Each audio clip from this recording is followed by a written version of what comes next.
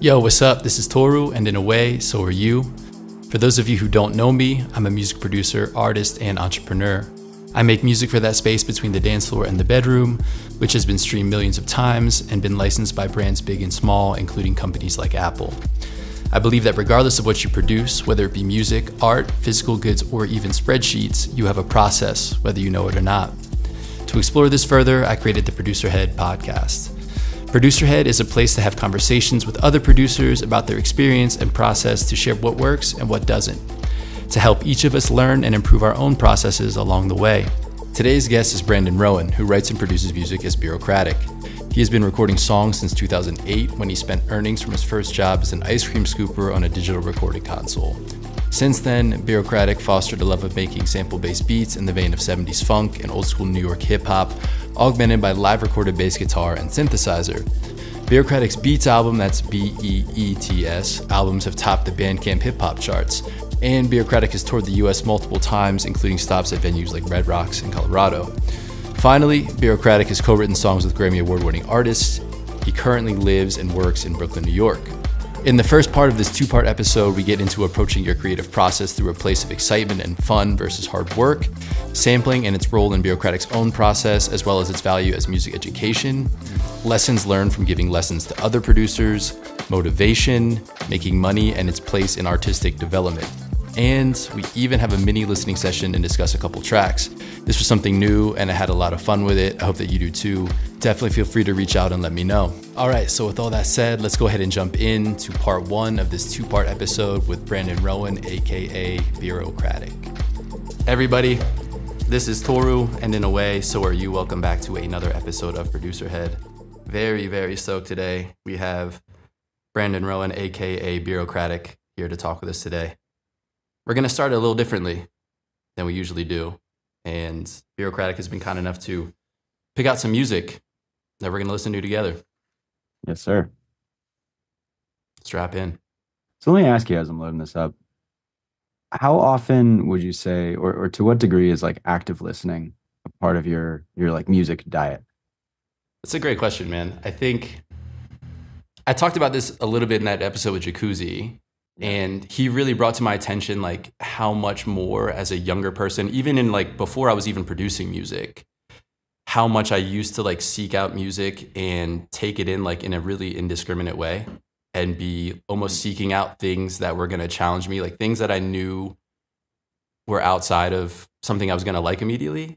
And I almost like kind of sought that out. I would say in a place now where my tastes are like kind of a little bit more like baked, in a sense, that I don't seek that out as much, but I would say that for better, for worse, and I think like anybody who has had, you know, the experience of being out with me somewhere, that it's really hard for me to not listen to music in an active way. That like meaning that I'll be out somewhere and we'll be talking, and a song will come on, I'm like, hold on, and I need to listen to this, and I'll like, I'll either Shazam it or I'll make a note of it in my phone or something, because sometimes I just really, so it's something that I almost can't turn off. And I at this point, I've kind of given up on trying to stop that. I think it's just something, it's just kind of how I am a little bit. For sure. I notice that too when I go out sometimes. I mean, it really depends on the song, but every once in a while I'll be out with someone and I'll be like, yeah, hold that thought for a sec. This is crazy. Like, are you hearing this? This is insane. And I'll just, you know, tune into whatever's playing in some bar, you know, over the din of people talking. And I can tell for the person I'm with that this is like not a fun experience. I'm just like, I'm sorry. Like I can't handle this at the same time as a conversation. I gotta listen. Like, this is cool. Yeah. I mean, it's, yeah. And I've definitely like upset restaurant employees. I've been like, can you help me find out what this is? You know? Yeah. I'll have to like ask whoever is controlling the music. Yeah, exactly. Yeah, it's always fun to be able to go up to somebody like, yo, did you choose the music? It's fire. You know, just pay them a compliment, even if they didn't. It's fun.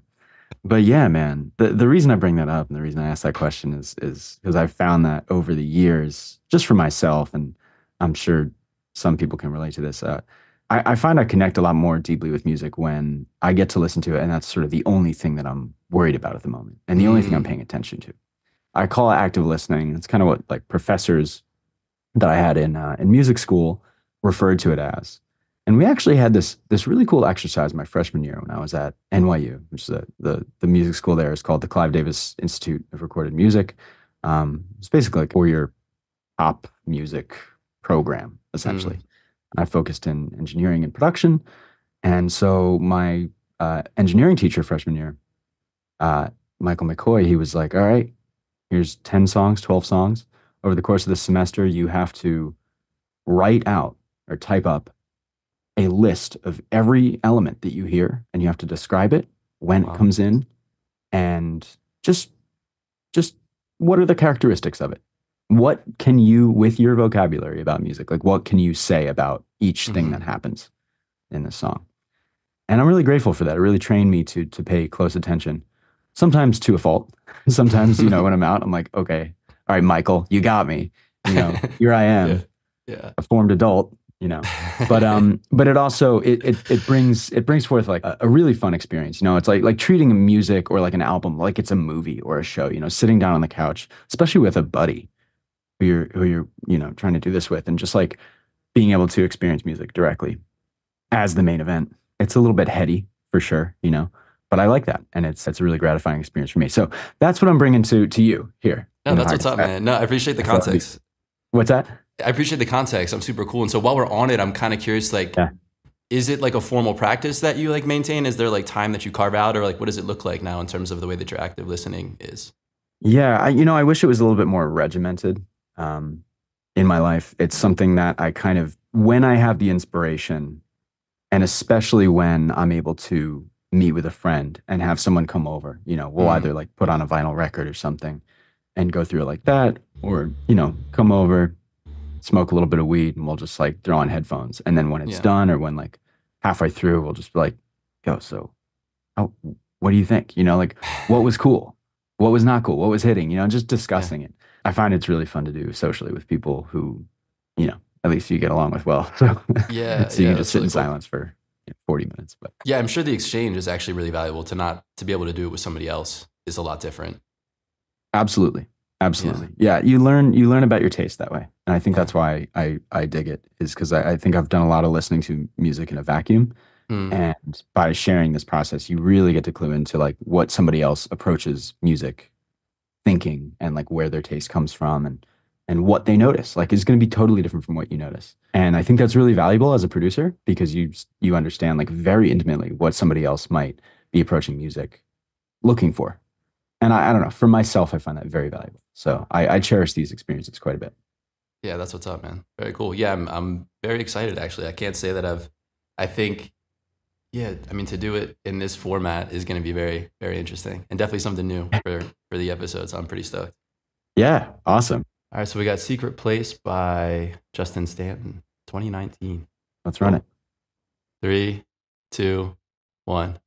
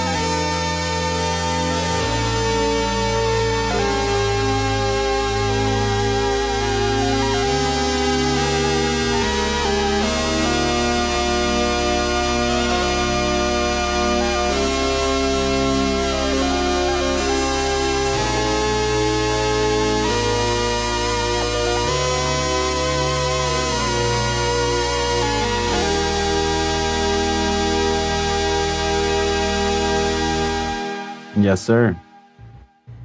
Wow. Wow. Justin Stanton's 2019 Secret Place off the album of the same name. I feel like I'm Yes, working sir. at NPR all of a sudden.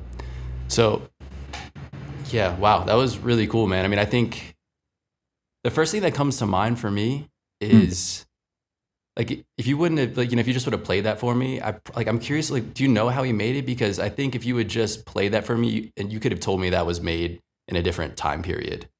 Hmm. Why do you say that?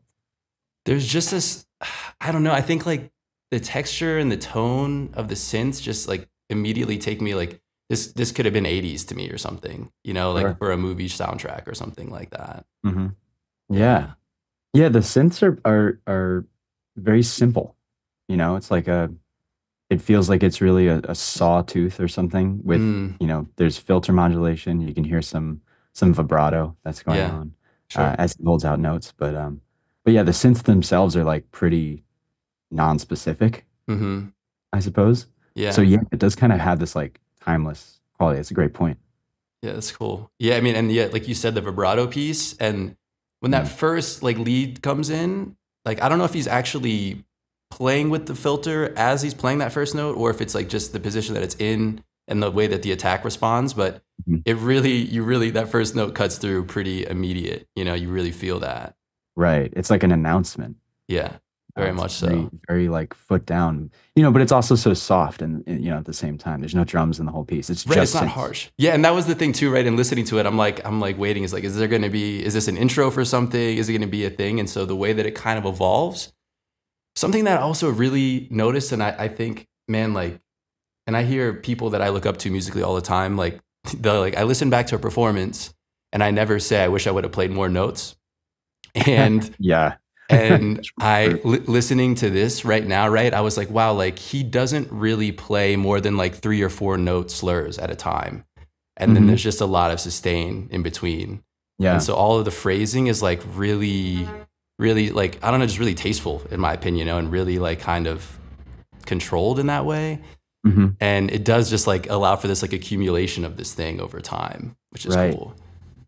Yeah, I agree, man. One of my favorite things about it is the restraint that Yeah. this obviously very talented musician and composer Yeah. has as he goes through this. I mean, it's like a 5.5, yeah, 5 minutes of Yeah. this arrangement that's just for synth. And the main chord progression is fairly long. It's like Hmm. 16 different chords, like 16 bars essentially. But it's 16, like it's the whole movement. I mean, it's rare that I find in the kind of music that you and I make and probably listen to a lot, it's rare to hear something that sort of like harmonically developed. Sure. And Yeah. so, yeah, both the restraint in that there's no like drop, there's no drums. It's really just this like slow build. Hmm. The fact that it's not only always building, but there's a very long sort of current that only repeats like I think 4 to 5 times with like a bridge in the middle. Hmm. It's able to grow in a way that a lot of like the beats that we listen to perhaps like Sure. doesn't. Right. Yeah, just I think it's fascinating. It's a really good example of to me at least. This is my imagination running with this too, but like Yeah. a really good example of like complexity, but also a lot of restraint. Absolutely. I, I like that. I like that. That Yeah. I mean, dance. yeah, I mean, I do think, man, I think there's just something really cool to be said for like being comfortable with like, I think it's an expression of just being comfortable and like wanting to express something through a song Mhm. or through a piece of some kind and being able to be detached from it in a way where you don't feel like you need to prove yourself or your knowledge or your talent or ability through it. Mhm. And that is just something that I think is it sounds so easy, but I think it's so hard to do. And again, why, like maybe if you're playing in a gig and it comes around you to take a solo or something, you feel like you just need to how many notes can I fit in before, this is up, you know? Mhm. And in the same way that like maybe if it's, your turn to give a talk in a like in a conference or a conversation just out, you feel like you need to really get something across to let people know that you know something or Right. project something. And so there's, I don't know, I think that gets in the way of just making something that's, I don't know, an expression or something that's honest or authentic in some way. Dude, of course. Yeah, exactly. And you can Mhm. hear that this guy is something of a master, Yeah. you know, in doing so. I don't know if you're familiar with Snarky Puppy. Oh yeah. but he plays with that group all the time. Oh, okay. So is that how you discovered this guy? Actually, no. I don't remember how exactly I discovered him, but I do remember the first time I listened to this song. I was on tour outside of Atlanta, driving. I was on a tour by myself. It was a wild month.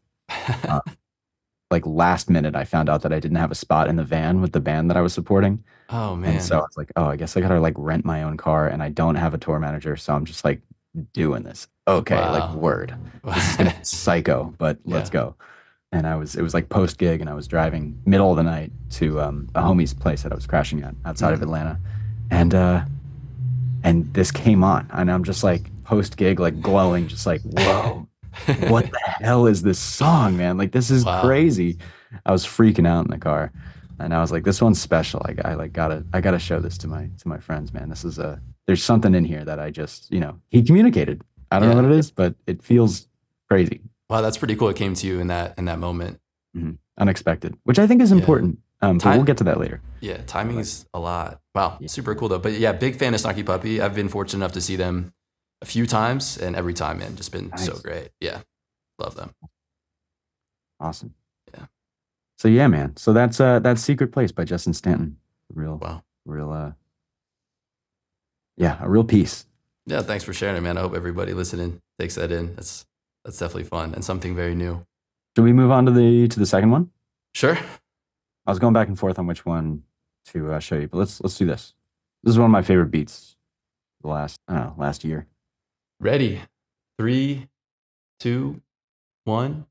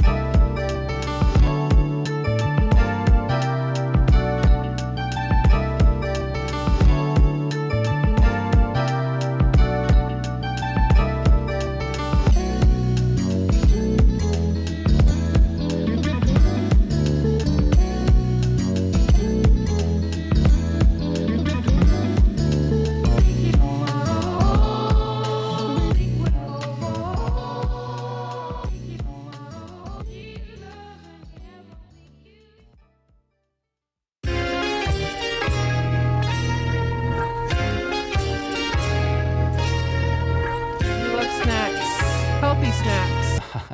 Yeah. Oh, wow. Yeah. I mean, man, dude, Mind Design. I went first last time. You go first this time. Oh, okay. I'll go Yeah. first. Yeah. Yeah, Mind Design. Where do I begin? Mind Design is one of my favorite beat makers. Has been for probably the last 10 years. Just consistently some of the more imaginative, fun, like funny. I find he has a great sense of humor in his music, and I think that comes out in this song a little bit. But also that one just has such a deep pocket, and between the sample chops, the like scatting Yeah. going on, Oh, that's like yeah. double time. It's just ridiculous, but it's also really groovy. And I think what I like about it so much, I have this like total fondness for like cool vocal chops. This shit, like sample chops of like a vocal track that Hmm. kind of sounds chaotic. And I think he like does this thing here. The way he chopped it, it just sounds like, at risk of sounding like a total head, it just sounds so like cosmic and so, like there's some sort of like wonder to it that I just think he captures. It's just a feeling that I get from it. It's this purely subjective here, but it just like this track just like has it, and I fell in love with it because of that. But it's just like it's funny too. There's that doobie doobie chop just makes me laugh every time, bro. It's crazy. Yeah. Um, Also, the drums. Uh, Again, super restrained. Hmm. There's not too much going on, and they're like very sort of like dull, pretty compressed. They're not saying much, but I think that says a lot in turn. Just deep, deep, deep pocket. Super Yeah. fun. I mean, I think that's the cool thing about, I think there's just an obsession with how hard drums are hitting, I think, Hmm. oftentimes. Hmm. So, I mean, I was immediately like, wow, like this is really cool. And there's no lack of like feeling like you want to like nod your head or like really live in this groove. But the drums are not something that are even close to being up front. They're super dead and like super restrained and compressed. Like you said, it's cool. Yeah, And he's letting all those other samples really kind of take control of it, which is super cool. And yeah, I mean, yeah. I was just sharing with somebody who didn't know him the other day. Like I played them Arrows off of the Breatharians album. I Hmm. don't know if you know that. So yeah, he's cool. And I don't know if I have one that if that's like a little bass sample, like a little bass run or something. Hmm. I was loving that. That is, man, so nice. And Yeah, also, right. man, he just also, I guess, were those keys sampled too? Because like it sounds like something he would play in terms of the sound of them, you know? I don't know. Yeah. It definitely sounds like DX70 or DX5. I think Yeah. he has like a DX5, which is similar, slightly earlier Yeah. synth.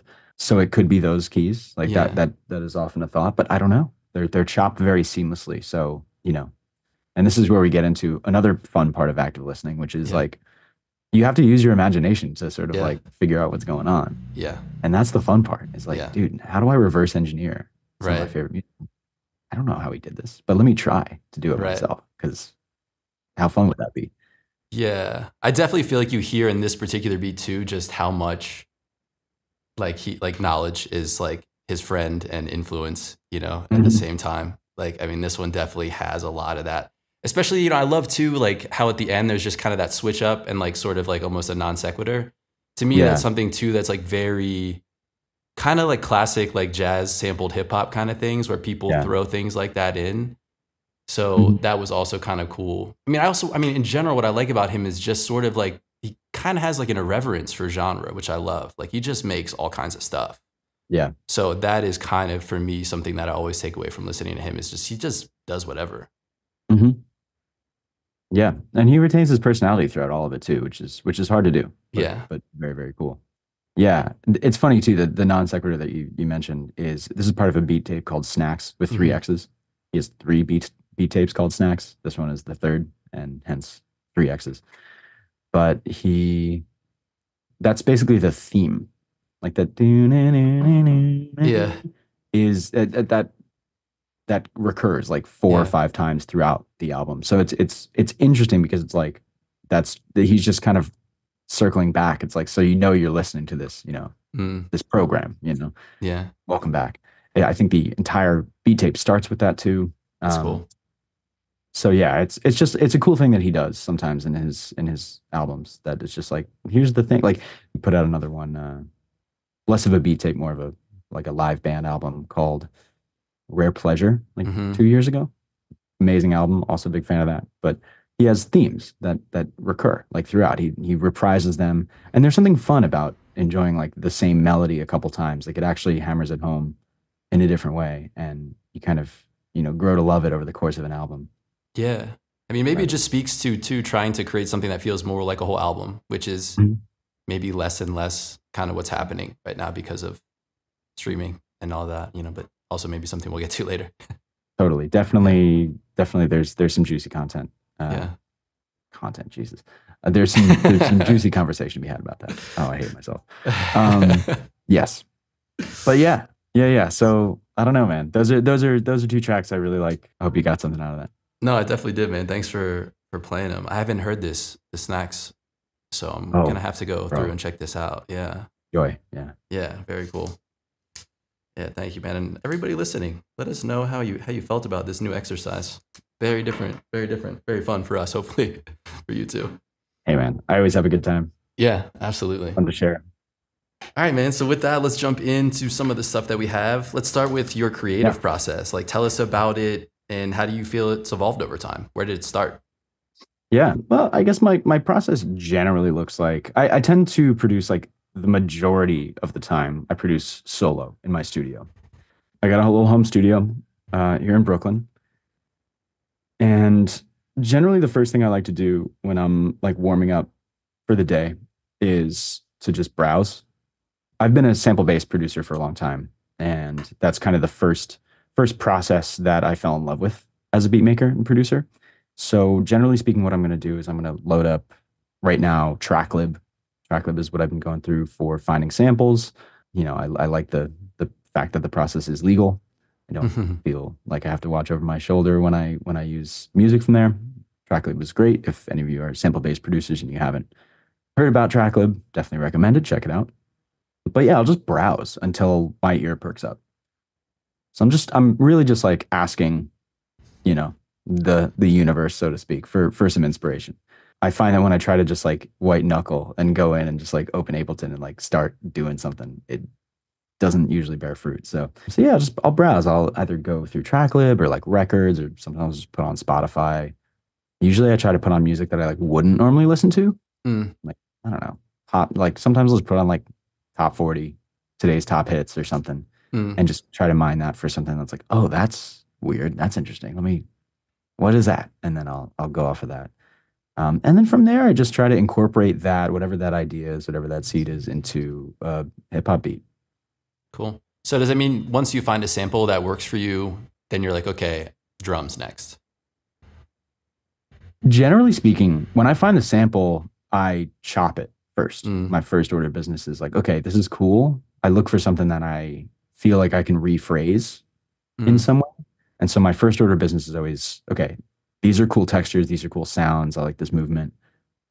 Let me see what I can rearrange this into. And that's just like an exploration phase. Gotcha. And sometimes that goes really well, and sometimes it's really quick, and sometimes it just leads somewhere totally unexpected, and sometimes it's a dead end. But, you know, I think important to try and find it out. And if that doesn't work, usually I got a few more in me before I start to get like, okay, maybe today's not the day. Or sometimes it's like, oh God, like it's hitting. Things are good, you know? So it's really kind of out of my hands in a big way. It just feels like, you know, it's either going to happen or it's not. Yeah, I mean, what's really cool about that, man, is it sounds like you're not trying to force anything, and you're trying to find something that's like inviting you forward instead of trying to maybe push something into happening. Exactly. Yeah. There's a big tension there, because like I want something to happen, but I gotta like not try too hard, because if I try too hard, then it's not going to happen. It's not going to feel right. So yeah, you really got to like be kind of hands off about it, which is why I like this process so much. It's something that, you know, I think in my life I could use a little bit more of. It's just like, yeah, let's hands off here. Let's just see what happens. Absolutely. I mean, also knowing you and being somewhat familiar with your process, you're also somebody who really puts in work to build tools and efficiency. So I'm kind of wondering if you can speak on that a little bit, where that comes from and what that does for you. I tend to be a fairly organized person, although if you saw the state of my house right now, you might believe otherwise. But I like to just get things out of the way. So if I notice that there's something that I've been doing repeatedly, you know, and I use Ableton. So say there's like some process in Ableton that I've just been like doing over and over, that takes multiple steps, that like could take fewer steps. It's like, okay, I'm gonna automate that in some way. I'm gonna figure out some workaround or some way to just like make this faster, because I don't want to have to think about that. If an idea is striking and I'm like, ooh, like we're here, man, like it's happening. The last thing I want to do is have to stop and think about some mechanical process, you know, interfacing with the DAW or whatever. So yeah, I build in a lot of like custom stuff into my template. Like it's all set up. All my inputs are like ready to go. When I open up Ableton, like I don't have to do anything. That's I just like working fast like that. You know, it's basically trying to be the producer and engineer to my own artist. Essentially. It's like, if I was my own client, what would I want? You know? Sure. Yeah. I mean, I think there's also something to be said maybe for just like removing as many of the potential blocks and speed bumps from idea to getting it recorded before you forget it. Right. And so it's in the same way that like, whether you play instruments or not, it's Ableton and its various tools are essentially instruments. And so the better that you understand them, like the more quickly things can kind of flow through. And I feel like that's kind of what you're describing in terms of how you get through that. Exactly. Yeah, exactly. You're just making it easy. Yeah, for yourself. very cool. So, what are some things you think about maybe when you look back on how you used to make beats versus now, like things that maybe have changed and evolved over time? I don't know. I mean, I think over time I've gotten a little bit more comfortable with trying to say less with each beat. You know, I think when I was younger, I was like really excited to find a process that seemed like it was really working and like connecting with people. And you know, I was very lucky to reach at least, you know, a modest audience when I was young. And I think it was like, damn, this is really cool. Like something that I'm just like having fun with is like reaching people. Mm-hmm. And I think I tried to throw a lot at each beat because of that, because I Mm-hmm. really wanted to connect. But when I listen back, I'm like, I can hear that. I'm like, ooh, you were trying pretty hard, man. Which like, you know, I love myself for it. But Yeah. it's one of those things that now that I'm a little bit older and I've listened to more music and I've, you know, just spent more time doing this, I'm like, yeah, like simple is cool. Simple is better. And feeling is I think the most important thing. And so I've been trying to like, okay, another example. When I was younger, I was programming my drums constantly. Like everything was, it wasn't necessarily quantized, but it was all programmed like Mm. to a grid of some kind. Even if the grid was swung, you know, a la Chris Dave or Questlove or, you know, like those kinds of these swung drunk rhythms and whatnot. But it was all sort of computer generated and there wasn't that much humanity. And I can hear that now and I'm like, oh man, like it's a little cold. You know, I can Mm. hear the digital, I can hear the DAW. Mm. Now I kind of I have a drum kit now in my room, or just like a hat and snare, Mm-hmm. and I find that it just feels so much better to get that like human touch, even though I'm a pretty bad drummer. Mm. Uh, I just like the way that that comes through, and what that says just feels a lot more organic. So I'm just trying to incorporate more like sort of humility and like humanity in the stuff that I make. You have to do a lot to learn that it may be better to do less. Yeah, and leave in mistakes. Yeah. Yeah, You absolutely. know. I mean, I think, yeah, I mean, there's something cool about that. I think I've experienced that too, where because something is loop based or because like you have the ability to like kind of dial everything in, that it's something that you almost are like kind of tempted to just always keep doing and Mhm. leaning on. But those little moments are, I think, pretty special.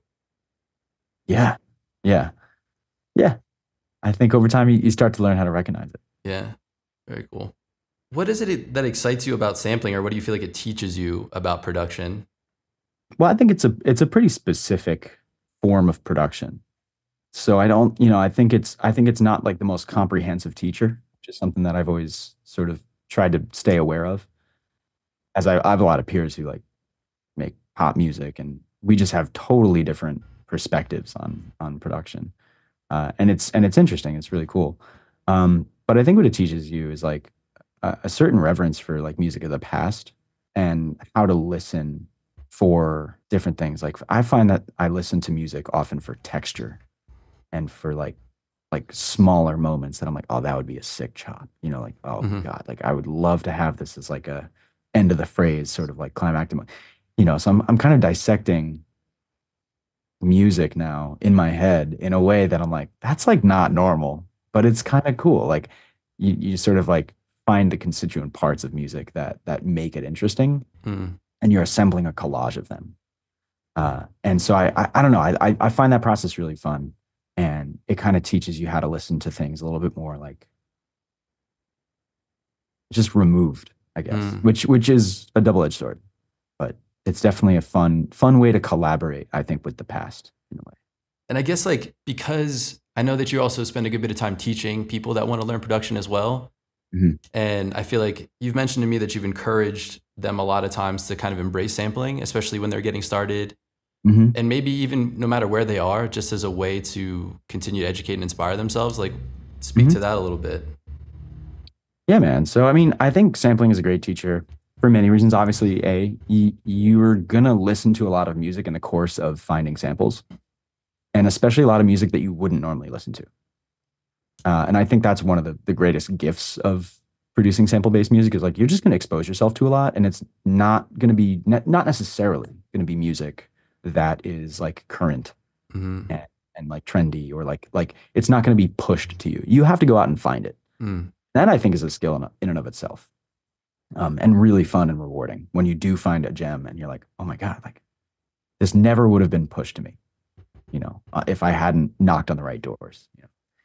So I think it teaches you that, teaches you how to discover your own taste in a way. And then it also can help, like if you're learning production, it can help supplement your ability to finish things, because you're basically taking an already finished work and you're using that in some way, either as the basis of your song or as an accessory to an arrangement that's already started. And you're just making it easier for yourself to complete something. So, when I was 18, 19, first started making sample-based beats, I didn't know what I was doing. But because I had this sort of finished song that was helping along with an arrangement, it was like, oh, well, I can do this. Mm-hmm. And that basic encouragement helped me out so much, because I believed in myself, maybe a little too much, but I believed in myself because I was able to finish songs and they sounded good. And, thanks to the samples in large part, but also thanks to like, okay, this is a great starting point. Now I just got to like make some smacking drums and like maybe write a bass line and like, okay, we're good. How do you deal with that sense of, because you kind of just mentioned a second there, kind of that motivation piece, Mm-hmm. And I think that's something that we all struggle with, in some way, shape or form, no matter where we are in the journey, if you will. So like, I guess maybe how does that come up for you? And then how have you found are effective ways to kind of keep your head in the game? The motivation piece, man. Oh, I could talk on this for a very long time. Because I think about it all the time. And I'm sure you have your moments where you don't want to be in the studio that day, or like it's just not coming to you and it's like really frustrating. And maybe you're like, wait, why am I doing this? Like, this is insane. This is insane. Like, why would I devote my life to this? Yeah. But then the moments where it all coalesces, right? You're like, that's why. Like, this is exactly why. Obviously. Yeah. Because the joys outweigh the struggles, and whatever, brings you the creative high, I think is worth exploring and like, and optimizing for in a way, and recognizing. For me, I think just like finishing songs and creating sounds around an existing arrangement and like having this sort of conversation with the past through sampling is like, that's just so cool. Yeah. But I think I talk to a lot of young producers these days, like who are fairly early in their career or hobby, as it were. And there tends to be a lot of frustration about, and this is just to provide some context here. I primarily exist in the lo-fi hip hop, sample based, like, chill hop, you can call it, that sort of world. That's sort of where my career has landed. And so this is relevant to this crew of people and people who aspire to be in this section of the industry. This is not necessarily applicable to everyone. But no, that being said, I find that people are really struggling with motivation at a really early point in their career relative to what I experienced. And it's upsetting to me because I find they normally point to factors like, I'm not getting on playlists, or I'm not getting labels to support me, or I can't reach this person. I don't know how to continue. And I don't know how you feel about that, but that it strikes me as like maybe we're putting the cart before the horse a little bit, because I find, that's just sort of like an external validation of something that I think like, we got to be having fun with this, man. Like if we're not having fun, like who's going to want to work with you? And B, like, why are you doing it? If you're not making money from it and you're not having fun, okay, what's up? And so I think it's just really important to remember that we're doing this to have fun, and we're doing this to have the creative high and the self-expression that comes with it. And that should be foremost, and everything else will fall into place from there. But if you try to rush the other parts, especially with how competitive, especially in the lo-fi world, and it's so competitive, it's so saturated. There's only a few players who are really controlling a lot of the streaming revenue and whatnot. Like if that's what you're worried about super early on, I get it. Like hustle, all day long if you want to, but like, sure, it's a tough game to get into. Like probably don't go into music if you just want to make money, maybe there are better things to do with your time, but it is a fun way to spend your time, I will say. All right, I'm sorry to do it to y'all, but we're gonna have to cut it here for part 1 of this conversation with Bureaucratic. Make sure that you come through for part 2, where we will continue this conversation and dive into so much more, including the importance of establishing your own purpose, appreciating the amount of work behind the scenes of others who appear to be quote unquote ahead of you, how bureaucratic went from making beats in his dorm room to catching a buzz and developing his career, building relationships through collaboration, the state of streaming as it relates to beats, building an audience of true fans of what it is that you do. That's it for this episode of Producer Head. Appreciate you coming through and being a part of it. My hope is that it helps you unlock a bit more creativity and find progress in a way that matters to you. Before we go, there are 3 simple and zero-cost ways to support the Producer Head podcast. 1, tap in and subscribe or follow wherever you're listening, whether it be Spotify or Apple. 2, if you haven't already, drop a review on Apple or Spotify, maybe both if you're feeling it. The feedback is appreciated and helps me continue to do what's working while improving along the way. 3, send this episode to one person who would enjoy it. Do not underestimate the power of word of mouth. The most old school of methods are often the most effective. Finally, let's stay connected. I regularly share ideas that help me develop my creative process, along with music recommendations and even give away free music and sample packs. Head to torubeat.com, TORUBEAT.com, and sign up to receive all of these things and stay up on all things Producer Head. You can also stay connected with me and the podcast at torubeat, TORUBEAT, on Instagram, YouTube, and TikTok. The theme music is one of my own songs. It is called Room to Breathe and available now on all streaming platforms. Again, for real, thank you so much for being here with me, and I look forward to catching you in the next episode of Producer Head. This has been Toru, and in a way, so are you. Peace.